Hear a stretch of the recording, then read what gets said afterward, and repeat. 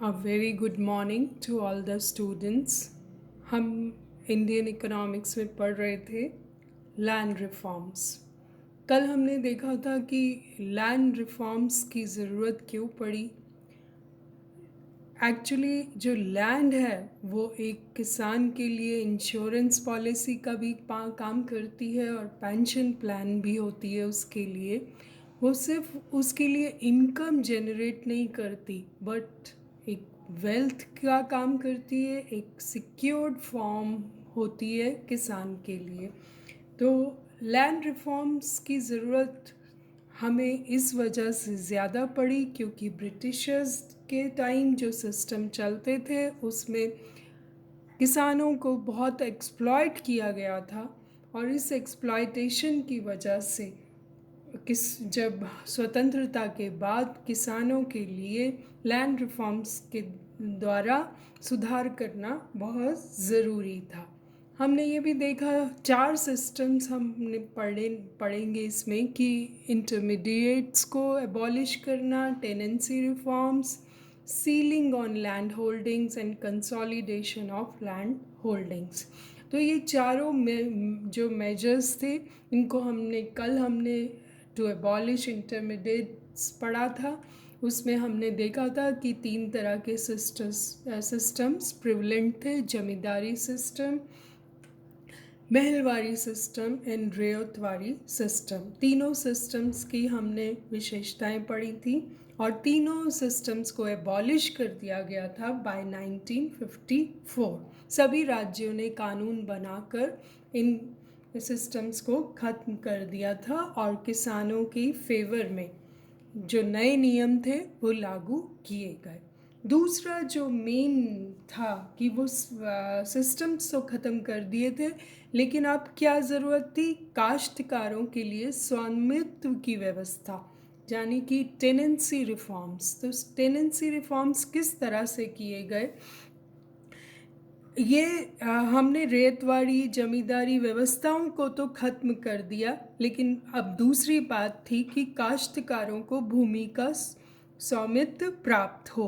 देश के प्रत्येक राज्य में इस प्रकार के कानून बनाए गए जिसके अंतर्गत काश्तकारों को निर्धारित क्षतिपूर्ति के बाद भूमि पर स्वामित्व दिया गया। काश्तकारों से कहा गया कि वे जमीन के मालिकों को निर्धारित दर से भूमि के मूल्य का भुगतान कर दें। काश्तकारों को भूमि का स्वामित्व 3 प्रकार से दिया गया। कैसे? कि जो काश्तकार दूसरों की भूमि पर खेती कर रहे थे उन्हें भूमि का स्वामी घोषित कर दिया गया तथा उनसे जमीन के स्वामी को क्षतिपूर्ति देने को कहा गया। ये व्यवस्था जो थी ये गुजरात, महाराष्ट्र, राजस्थान, मध्य प्रदेश में शुरू की गई। फिर सरकार ने स्वयं भूमि के स्वामियों को क्षतिपूर्ति की तथा काश्तकारों से किश्तों में भूमि का मूल्य वसूला गया। ये व्यवस्था कहाँ शुरू की गई? दिल्ली में। और तीसरा जो तरीका था उनका वो था कि सरकार ने प्रत्यक्ष रूप में काश्तकारों से सीधा संबंध स्थापित कर लिया और 2 विकल्प दिए उन्होंने कि प्रथम भूमि का पूरे मूल्य देकर भूमि पर स्वामित्व प्राप्त कर ले या सरकार को लगान देते रहें। ये व्यवस्था केरल व उत्तर प्रदेश में शुरू की गई। तो ओनरशिप राइट्स के लिए बहुत सारे इस तरह के मेजर्स किए गए, नियम बनाए गए। लगान संबंधी कानूनों में भी सुधार किया गया। अगर हम मोटे तौर पे देखें तो tenants in India are classified into occupancy tenants and tenants at will। अधिभोग काश्तकार यानी कि ऑक्यूपेंसी टेनेंट्स कौन थे? They use to enjoy permanent rights over land and can not be evicted easily।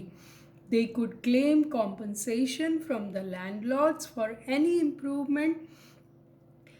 और जो टेनेंट्स एट विल थे वो लोग कौन थे? They do not enjoy any right over land and can be evicted by the landlords any time. तो ज़रूरत थी उन टेनेंट्स को, उन काश्तकारों को बचाने की, जो कि कभी भी किसी वक्त भी लैंडलॉर्ड्स के द्वारा निकाले जा सकते थे। तो इन लोगों को प्रोटेक्ट करने के लिए सरकार ने बहुत से नियम बनाए।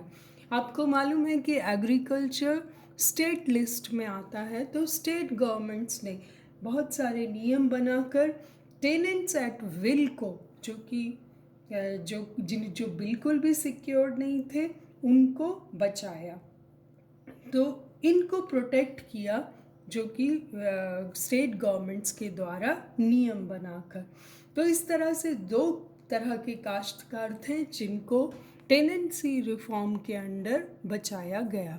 उन्हें सुधार की बहुत आवश्यकता थी, और इसमें हमने देखा कि सरकार ने लगान का नियमन किया, फिर लगान संबंधी कानूनों में सुधार किया, फिर कॉम्पनसेशन भी दिया फॉर परमानेंट इम्प्रूवमेंट्स, और फिर उन्हें ओनरशिप राइट्स भी दिए गए, स्वामित्व भी दिया गया।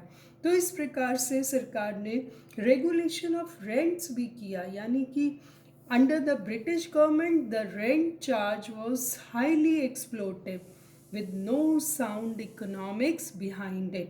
The highly exploitive rents played high misery on the tenants and trapped them into vicious circles of debt and poverty. After independence, the maximum limits on the rents was fixed to reduce the miseries of the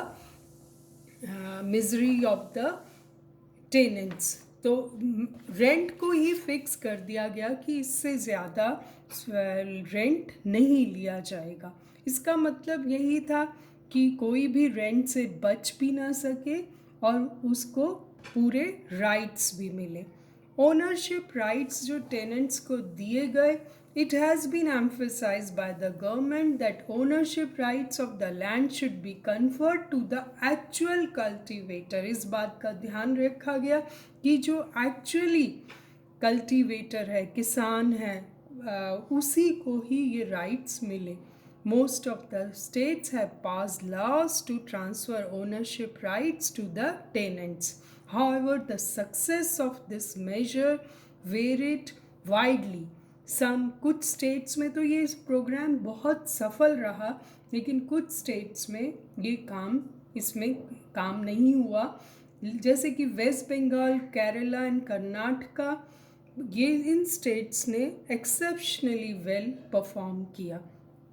तो हम देखें कि security of tenure भी एक बहुत बड़ा programme था, जिसमें कि स्वामित्व की व्यवस्था की गई ताकि किसान को सामाजिक न्याय मिले और वो इंसेंटिव भी मिले उसे कि वो अधिक से अधिक उपज भी दे और उसको टेनेंसी रिफॉर्म देकर उस अपना भूमि पर स्वामित्व भी प्राप्त कर ले और सरकार को लगान भी दे।